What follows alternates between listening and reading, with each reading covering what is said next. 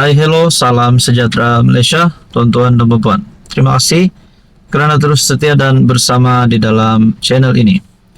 Nah, pilihan raya negeri Sabah yang tidak lama lagi akan diadakan tahun 2025. Bahang pilihan raya semakin hangat.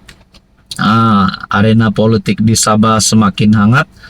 Dan sudah pasti jentera-jentera parti, setiap parti yang akan menghantar calon dan bertanding, berkempen akan bersedia untuk menghadapi PRN Negeri Sabah tahun 2025.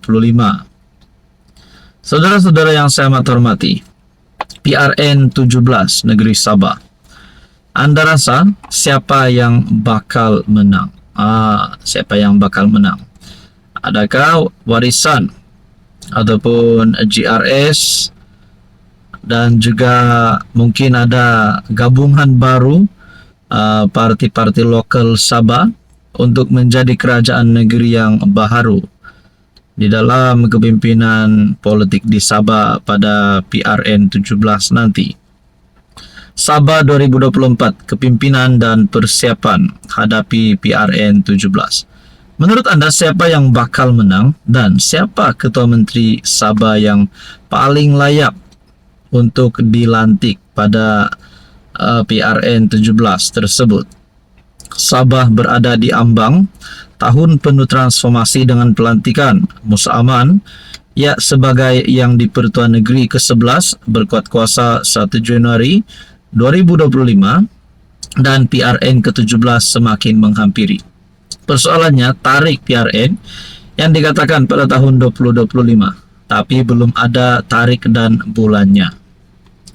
Pelantikan bekas Ketua Menteri Sabah itu selepas dikurniakan surat cara pelantikan jawatan berkenaan daripada yang di-Pertuan Agong Sultan Ibrahim pada 17 Disember menandakan satu pencapaian penting dalam kepimpinan negeri ini. Pengalaman politik luas dimiliki Ketua Menteri paling lama berkhidmat untuk negeri di bawah Bayu itu dijangka membawa pengaruh yang stabil sepanjang tempo kritikal ini. Menjelang 2025, arena politik Sabah semakin rancak dengan kerjasama dan strategi kempen PRN yang dirangka.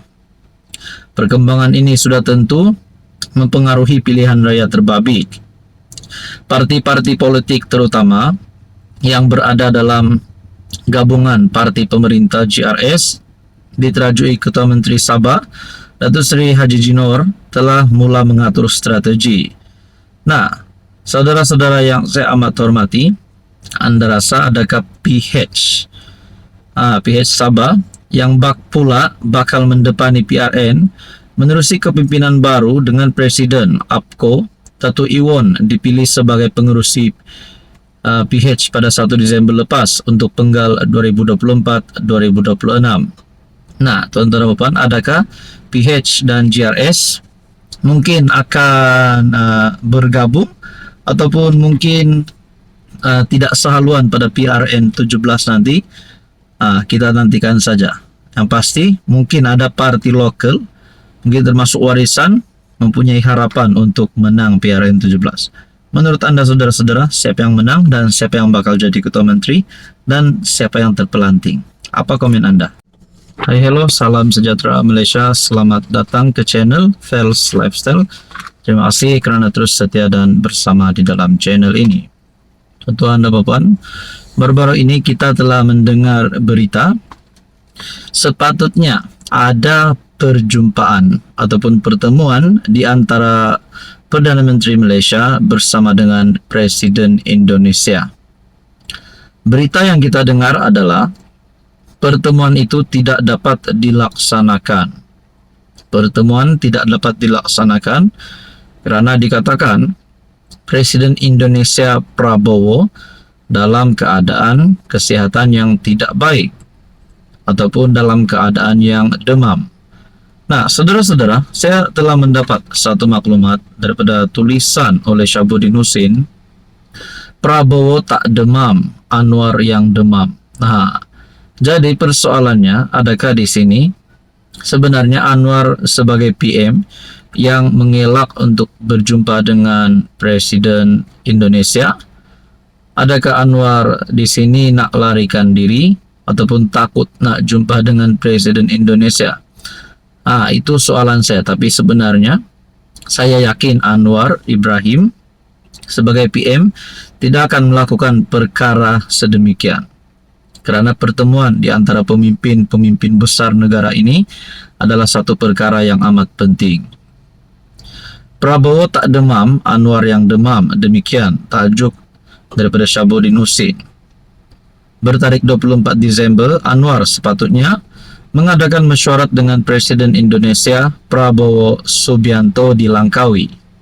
Tapi Anwar yang sudah berada di Langkawi kemudian memaklumkan mesyuarat tidak dapat diadakan kerana Prabowo demam. Katanya, Prabowo meminta mesyuarat ditangguhkan beberapa hari. Bagaimanapun, Setiausaha Kabinet Indonesia Teddy Indrawijaya menjelaskan Prabowo berada dalam keadaan sihat dan tidak demam. Bahkan beliau menambah, Prabowo menghadiri beberapa siri mesyuarat sebaik pulang dari sidang kemuncak di 8 di Kahera. Tidaklah Prabowo demam, ujar Teddy, sebagaimana dipetik akhbar Kompas. Malah, kata beliau, sejurus tiba dari Kahera, Presiden Indonesia itu segera mengadakan mesyuarat tertutup. Ada videonya yang telah tersebar, kata Teddy.